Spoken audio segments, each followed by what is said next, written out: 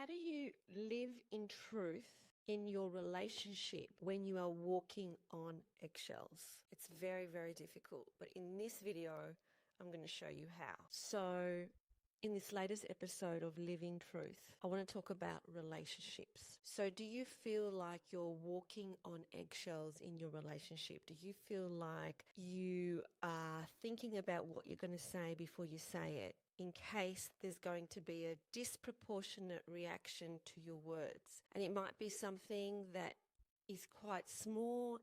It might be a pet peeve, but you're thinking, oh, should I say it? Should I not say it? What's the reaction going to be? And when you hold this kind of tension in your body, the tension can be felt by everybody in the household because it's energy and it's this heaviness between the both of you. So what you do is you keep your mouth shut, and then the energy just remains heavy, it remains unspoken, and it's unresolved, and it just keeps building and building and building, almost like this kind of volcano where at any moment something might erupt because the energy is so heavy. But this is what you need to remember. You need to remember that your truth absolutely matters. You need to feel safe in speaking your truth. You need to feel that your voice matters. And what we do by not speaking our truth is that we make ourselves small and we give our power away. And so what actually ends up happening is that there is an explosion with this volcano, and then we continue to give our power away because we're out of control and we're saying things that are not helpful for you or the other party, and they can be quite hurtful because now there's all this emotion that's bubbling underneath the surface. And so speaking your truth does not have to be loud. It does not have to be aggressive. It can be loving. It can be clear, and it can be grounded. But if you're feeling really, really angry because you feel like someone is utilizing their power over you, that's not the time to speak. So what you need to do at that point is actually find your center. And the way that you find your center is by spending time in nature, spending time by yourself, doing some really heavy, deep breathing, and just being with yourself and allowing all the emotions just to come through naturally. And when those emotions come through and they're released, and therefore that kind of intensity has been released from that inner energy, that inner pressure valve, then you can make a time to speak with your partner or whoever it is that you need to speak to. It might be a parent, it might be a child, it might be a friend. So whoever you need to speak to, find your center first so that you're not speaking from a place of anger. You're not speaking from a place of being furious at the other person. You're not projecting your energy onto the other person. However, once you do find your center, that's when you do need to assert yourself in a very real way. So being heard is not about controlling the other person. It's not about manipulating the other person to do what you want them to do. It's not about them seeing things from your perspective. It's about connection. So really getting in touch with your heart and opening up your heart to how much you love the other person, how much you care for the other person, and how you do love them and you do want this connection between the two of you. And when you have that intention, then whatever words that you use to explain how you feel, they're going to feel your intention. They're going to feel that it's coming from a good place, that it's coming from a good intention, that it's coming from your heart. So boundaries is something that you need to enforce to protect your energy. They are acts of self-love. They're not punishments for the other person. They're not to get back to the other person because they've done something to you. They are just making it very clear as to what is not okay. So a personal example for me, it's never okay to receive anger from the other person. It's never okay. That is a boundary breaker for me.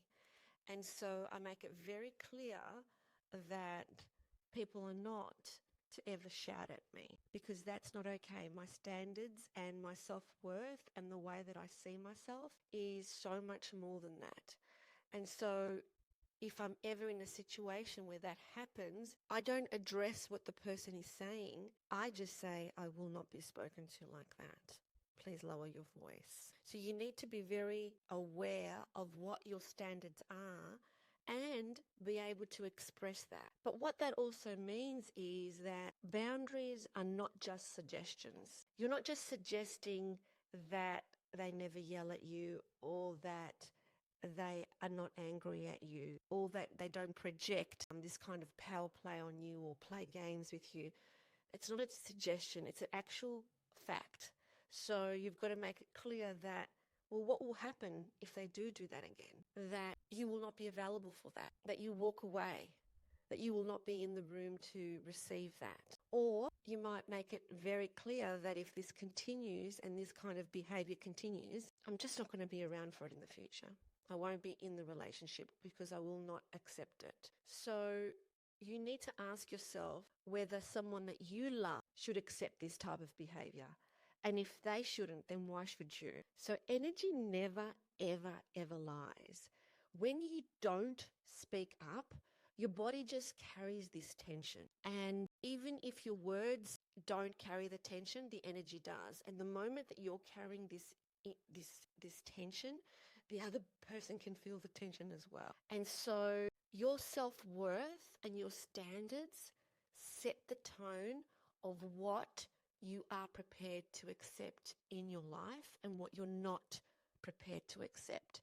And the universe is always listening to how much you value yourself. Because if you don't value yourself, the universe will hand over in a platter a relationship that shows you how much you should not be valued. If you do value yourself, all these new things start coming into your world and into your life. When you start to set new standards for who you are and what's acceptable to you, you'll notice that you'll start to notice synchronicities. You might notice like the numbers, the 1111, the 444, the 333, because whenever I step into my power and in a very, very loving way, I always get these affirmations from the universe and from my angels very soon after, almost as if I've got my little cheering team at the back of me saying, yes, yes, yes, that's the way. You remembered who you are. You've remembered that you are this powerful, loving force, and that you should not accept anything less ever, because that's who you are. We've got you. We're behind you. We're here for you. And whenever I do that, no matter where I am in whatever part of my life, I always find these numbers that pop up, and it's just so affirming to know, yes, this is who I am and this is my worth, and I'm not going to accept anything less. And then what happens is the universe then matches you and says, well, okay, yeah, you are this worth, and therefore this is what's going to be appearing in your life. This opportunity will appear in your life. This miracle will appear in your life. So not only do you teach others how to treat you by the way that you treat yourself, but then the universe also treats you like that, because everything is a mirror. So the way that we treat ourselves is the way that we get treated by the world. And so then things that are worthy of your standard start to come into your life, because now you're stepping into the truth of who you really are. And then everything around you mirrors that. And so my question to you is, are you living in your truth in your relationship? If you find that you're walking on eggshells, if you find that you are really careful about the words that you're using in case you get the other person angry, then what you're actually doing is lowering your self-worth, not only in front of the other person, but in front of the whole universe. And so what you need to do is remember who you are, the truth of who you are, how you deserve to be treated, and you powerfully step into it with love, making your standards very clear and making sure that you know that if those standards are not kept, you're not going to be hanging around for it, because you do only deserve the best. If you give the best, you deserve the best. And so everybody is worthy of a relationship that honors them, that respects them. If you're in an intimate relationship, someone who adores you, who would do acts of service for you, who would do anything for you, just like you would do for them. And so remember who you are and speak from that place always. If you know someone who is not remembering who they are and they are accepting lower standards from their relationship, forward this video on to them so that they can see it too. We need to share these truths with as many people as possible. So this is my series, Live in Truth, where every week, or it might not be every week, that's the truth, it might be every 2 weeks, I explore a different part of truth and how we need to always, always live in truth, no matter what, because that's where our power lies. Live in truth. That's where your power lies.